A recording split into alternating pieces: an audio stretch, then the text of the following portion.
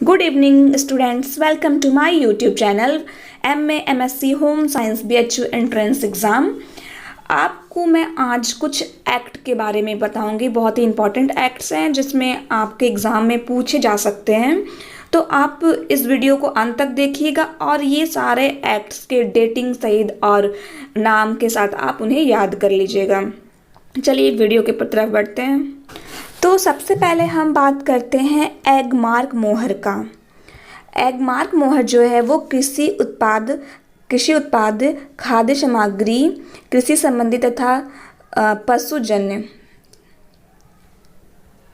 पशुओं संबंधी पदार्थों के लिए किया जाता है। जो एगमार्क का मोहर लगता है वो कृषि उत्पाद में जो चीज़ें होती हैं, हमारा खाद्य सामग्री जो भी आता है वो सभी चीज़ों में हमारा एगमार्क का मोहर लगा होता है। 1999 में कृषि उत्पाद उससे संबंधित 153 वस्तुओं को इस नियम के अंतर्गत लाया गया था। 1999 में 153 वस्तुओं को एगमार्क के अंतर्गत लाया गया था। खाद्य मिलावट अधिनियम कब पारित हुआ था? 1954 में खाद्य मिलावट अधिनियम पारित हुआ था। ठीक है,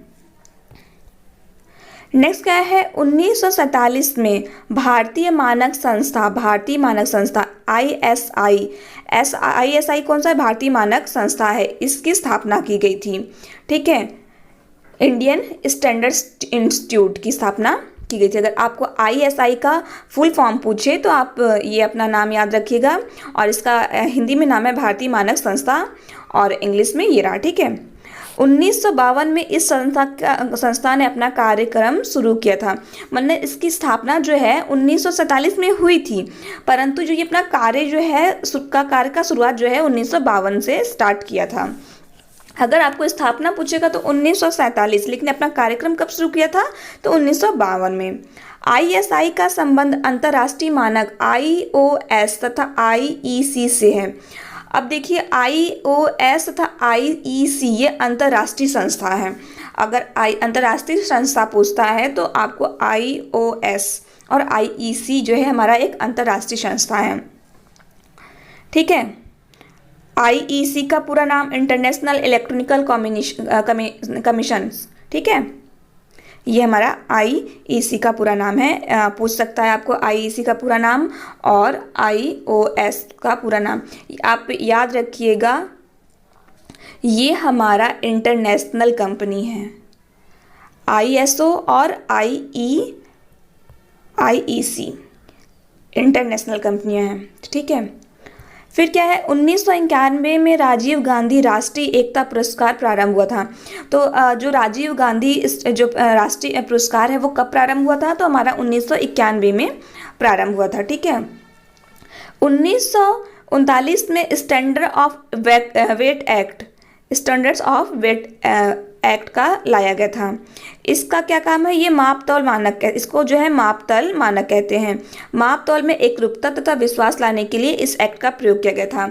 कि ये जो है 1939 में जो है मापतौल, ये स्टैंडर्ड ऑफ वेट एक्ट लाया गया था। ये क्यों लाया गया था? कि जो किसी वस्तुओं की मापतौल में एकरूपता और विश्वास के, हाँ ये एक्ट अगर मतलब इस एक्ट का लगा हुआ लेबल, तो ये विश्वास होगा कि ये सही इसका वेट है। ठीक है, 1956 में मापतौल मानक अधिनियम बनाया गया।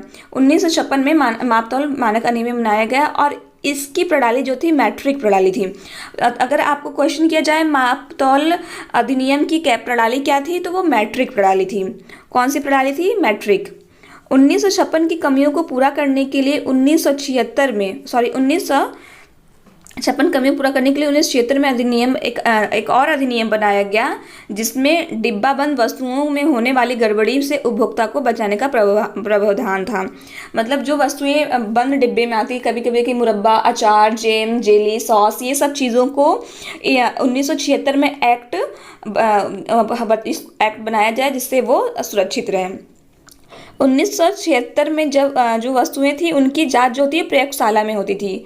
ठीक है, 1976 वाली जो अधिनियम था उसमें प्रयोगशाला में जांच करते थे, परंतु 1985 में अंतर्राष्ट्रीय विधि का प्रयोग होने लगा। अंतर्राष्ट्रीय कंपनियां अंतर्राष्ट्रीय माप यंत्रों के सहायता से ये वस्तुओं की जांच करती थी और इस संस्था का भारत जो है सदस्य बना। ठीक है। अब अगर आपका है कि ये अंतर्राष्ट्रीय विधि से माप कब होने लगा वस्तुओं का, तो 1985 में 1985 में अंतर्राष्ट्रीय यंत्रों द्वारा डिब्बाबंद वस्तुओं की जांच होने लगी और 1976 में प्रयोगशाला विधि द्वारा होता था और 1985 में अंतर्राष्ट्रीय विधि माप यंत्रों द्वारा होने लगा। अब नेक्स्ट क्या था, लेबल। जो लेबल होते हैं वो कितने प्रकार के होते हैं? जो लेबल है वो हमारे 3 प्रकार के होते हैं, ब्रांड लेबल, श्रेणी लेबल और सूचनात्मक लेबल। ये 3 प्रकार के हमारे लेबल होते हैं। अगर क्वेश्चन आता है लेबल कितने प्रकार के होते हैं, तो लेबल 3 प्रकार के होते हैं। और नेक्स्ट हमारा है 1940 में औषधि एवं सौंदर्य अधिनियम बनाया गया। औषधि और सौंदर्य अधिनियम 1940 में। 1954 में खाद्य मिलावट अधिनियम बनाया गया। 1955 में आवश्यक वस्तु पूर्ति अधिनियम बनाया गया। 1986 में सरकार उपभोक्ता संरक्षण अधिनियम बनाया। ठीक है। 1993 में नियम के अंतर्गत 1993 के नियम के अंतर्गत सार्वजनिक सेवाएं जैसे रेल, विद्युत, डाक, स्वास्थ्य को भी जोड़ा गया। सार्वजनिक सेवाओं में रेल को भी, विद्युत, डाक सेवा, स्वास्थ्य सेवा को भी जोड़ा गया। उससे पहले 1993 में पहले में ये रेल और विद्युत, डाक सेवा, स्वास्थ्य सेवा नहीं होता था, लेकिन ये 93 में इसको सार्वजनिक सेवा घोषित कर दिया गया है। 1992 में उपभोक्ता कल्याण कोष की स्थापना की गई। भारतीय पैकिंग संस्था की स्थापना 1966 में हुई थी। पैकिंग की संस्था की स्थापना कब हुई थी? 1966 में की गई थी। आईटीसी इंडियन टैम्बुको कंपनी, आईटीसी का फुल फॉर्म है इंडियन टैम्बुको कंपनी। इस कंपनी में सिगरेट का निर्माण किया जाता था। इंडियन टैम्बुको कंपनी में सिगरेट का निर्माण किया जाता था। बस इतने ही आपके कुछ इम्पॉर्टेंट एक्ट्स थे जो कि मैंने बता दिया और इनमें से कुछ बहुत ही इम्पॉर्टेंट एक्ट हैं, जैसे कि ये उपभोक्ता कल्याण कोष की स्थापना, ये हमारा बहुत इम्पॉर्टेंट है।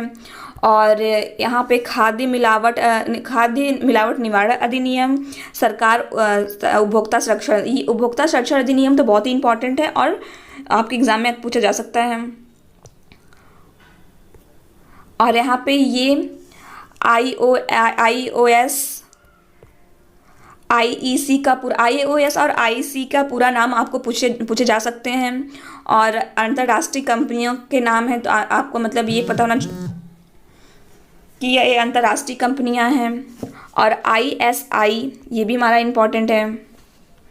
एगमार्क इम्पॉर्टेंट है और खाद्य मिलावट अधिनियम, ये इतना हमारा बहुत ही इम्पॉर्टेंट अधिनियम्स हैं, तो आप इसे अच्छे से पढ़ लीजिएगा और उसके कार्य पढ़ लीजिएगा, फुल फॉर्म उसका पढ़ लीजिएगा। ओके, तो फ्रेंड्स आपको आज का वीडियो कैसा लगा कमेंट करिएगा, लाइक और सब्सक्राइब ज़रूर करिएगा। कल मिलते हैं नए वीडियो के साथ।